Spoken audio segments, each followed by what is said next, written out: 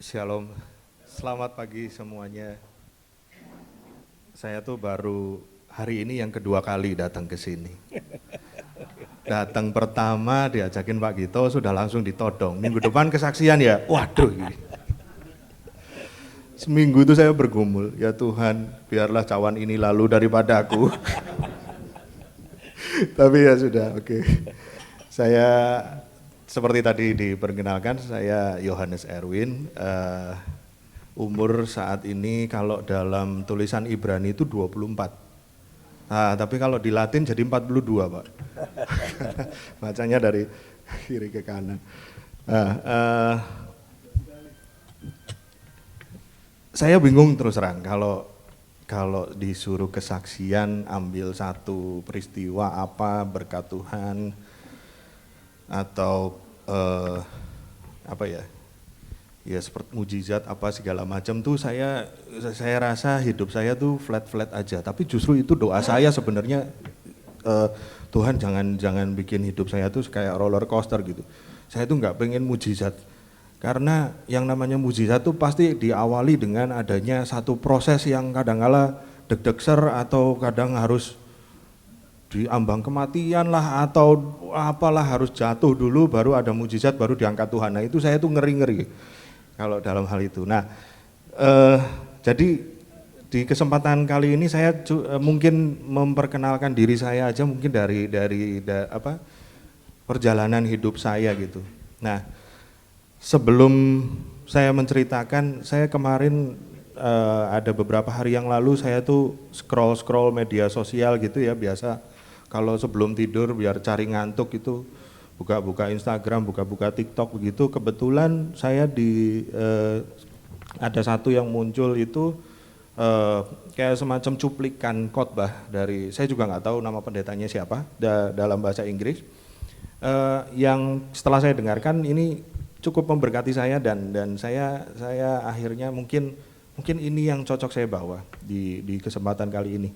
Di situ dibilang bahwa ini tentang Esau dan Yakub, bahwa dalam Maleakhi 1 ayat 1 dan 2 itu disebutkan dengan jelas bahwa Tuhan membenci Esau tapi mengasihi Yakub.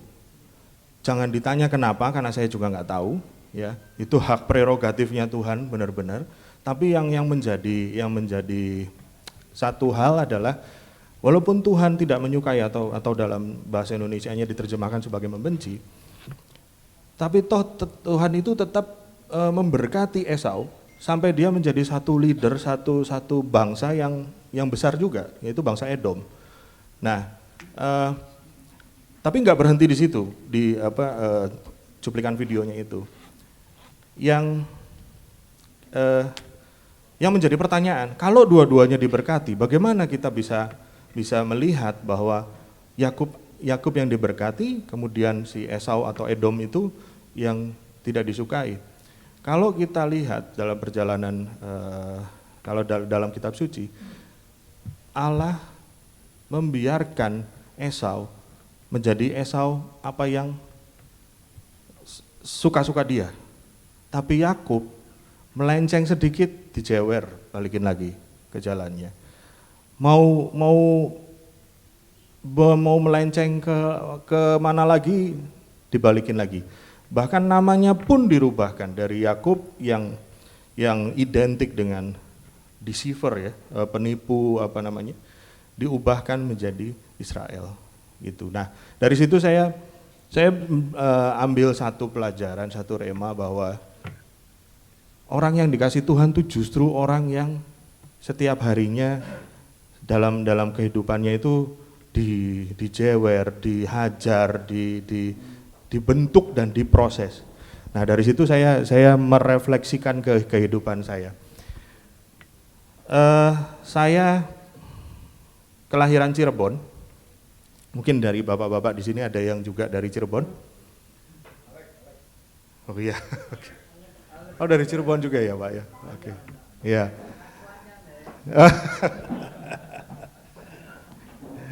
Iya. Nah,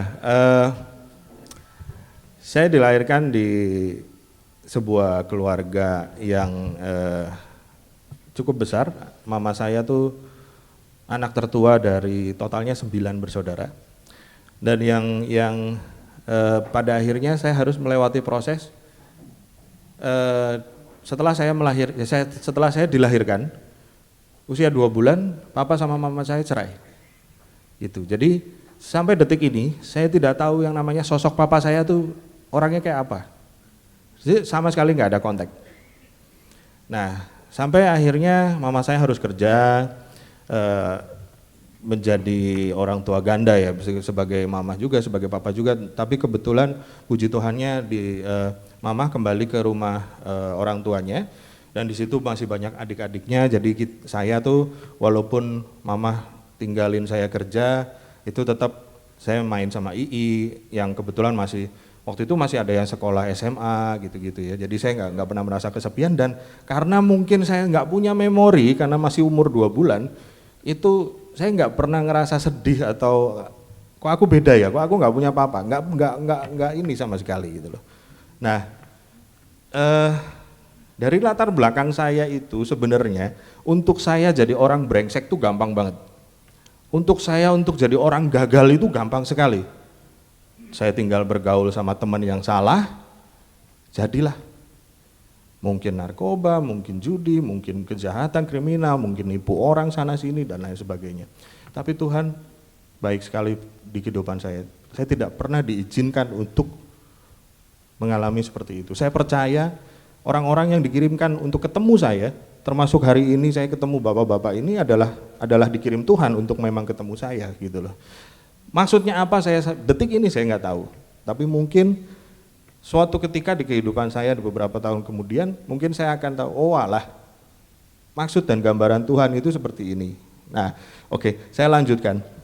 Karena orang tua tunggal dan mama saya juga bukan pengusaha atau apa, cuma kerjanya pindah-pindah, ada pernah di pabrik limun, tahu limun ya Bapak Ibu ya, sirup lah kalau zaman sekarang ya. Nah, pernah juga di pabrik es, sambil kalau misalnya sesudah kerja itu terima jahitan juga di rumah. Jadi saya punya kenangan-kenangan tuh, nemenin mama saya jahit, sambil saya ikutan dengerin radio gitu, ada sandiwara tutur tinular, nah itu suka saya sekali dulu saya. Nah, sampai akhirnya saya sekolah di Cirebon, saya dibesarkan di keluarga Katolik ya dulunya ya. Jadi saya sekolah di SD Santa Maria di Cirebon. Mungkin yang kalau bapak-bapak pergi ke Jawa, mampir di depan Santa Maria tuh ada nasi ati dan nasi ayam, itu enak banget Pak. Harus mampir. Nah, karena saya tahu saya bukan dilahirkan dari keluarga yang mampu, maka pada akhirnya saya ya apa ya? Ini belum, ini nanti pada saat kuliah itu. Saya tuh sebenarnya pengen agak agak loncat-loncat. SMA akhirnya saya pindah kota ke Muntilan. Ada satu sekolah asrama itu namanya SMA Pangudi Luhur Vanlit, kalau mungkin ada yang pernah tahu juga. Nah, kenapa saya mau keluar dari Cirebon pada saat itu, karena SMP itu saya ada satu pengalaman yang yang cukup shock buat saya. Jadi gini, waktu ada kelas meeting, jadi kita sesudah selesai ujian gitu ya, ulangan akhir itu biasa ada kelas meeting, ada perlombaan basket lah apa segala macam. Kita ngumpulnya nggak di kelas tapi di lapangan, kelas ini tanding dengan kelas ini dan seterusnya. Di saat itu kita lagi main gitu. Nah, sekolah Santa Maria itu dari TK sampai SMA di satu lokasi Pak, satu kompleks, satu gerbang gitu. Jadi kita bisa ketemu sama anak SD, anak SMP gitu, dan anak SMA. Waktu itu saya masih SMP kelas 3. Saya ngelihat waktu itu ada satu orang intel Pak, intel polisi, masuk ke sekolah, nyari ada satu anak SMA karena kasus narkoba. Dari mana saya tahu itu intel? Di belakang sini ada beceng tutup gini. Nah, saya pikir waktu itu, wah gila, ini sekolahan nih rusak banget juga ternyata, walaupun banyak yang pinter-pinter prestasi, apa namanya, ada yang berprestasi sampai tingkat provinsi, sampai tingkat nasional, tapi ngeri juga pergaulannya pada saat itu, yaitu tahun-tahun 95, 96 Pak. Nah akhirnya udahlah saya mutusin, saya keluar dari Cirebon. Waktu itu pilihannya De Brito atau Vanlit. Nah kemudian kalau De Brito nggak ada asramanya, saya akhirnya masuk yang ada asramanya di Vanlit itu.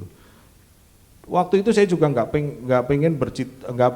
pernah bercita-cita bariki aku kuliah. Habis ini saya nerusin kuliah karena saya juga ngerasa ya kalau mampu gitu, daripada kuliah tapi nanti di tengah jalan nggak kuat bayare DO ya kan percuma gitu, buang-buang duit. Jadi ya udahlah mengalir saja. Pada saat itu akhirnya saya masuk ke satu sekolah kuliah namanya ATMI Solo, Akademi Teknik Mesin Industri di Surakarta di Solo.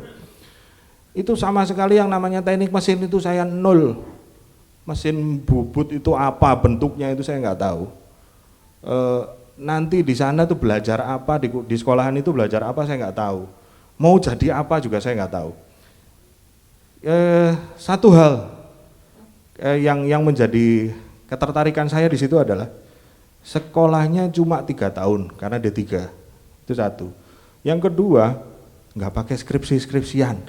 Saya tuh serem gitu, kalau ngedengar skripsi itu ditolak lagi bolak-balik, belum gitu udah gitu ngabisin biaya banyak dan lain sebagainya. Sampai akhirnya yang kedua ketertarikan saya adalah setelah lulus itu pasti dicarikan kerja. Nah waktu itu lulusan ATMI itu masih dicari di dunia industri, terutama industri manufaktur, industri yang berhubungan dengan teknik itu sangat-sangat dicari. Udah itu Dok, jadi dengan nekat saya sekolah di situ, puji Tuhannya juga bisa ngikutin terus sampai dengan selesai.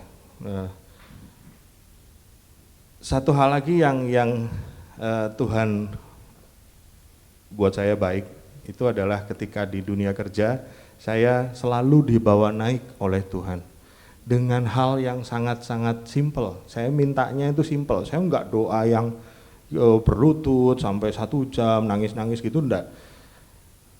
Pertama kali saya kerja itu jadi maintenance, jadi kotor ya, pekerjaan yang ngotorin tangan gitu, maintenance, memperbaiki sesuatu dan lain sebagainya.